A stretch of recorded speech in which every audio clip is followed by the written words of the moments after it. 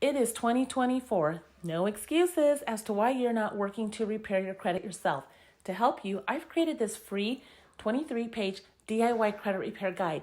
You can get your copy by seeing the link in my bio, Road to 720. Click on that link, go to this guide, and get your own copy. I take you step by step through what you need to do, from ordering your credit reports to identifying what's impacting your credit. There are 5 factors that you need to be aware of that make up your credit. We go through the different ways to identify those nasty negatives that are impacting your credit, so get a few of your favorite colored highlighters. I also talk to you about rebuilding credit, because it's one thing to get negative items removed, but now you've got to replace them with some positive items. So I give you some resources there. And then I talk to you about what factual disputing is. I give you some factual dispute reasons. I give you the instructions to create a letter from scratch, and then I give you some sample letters to use.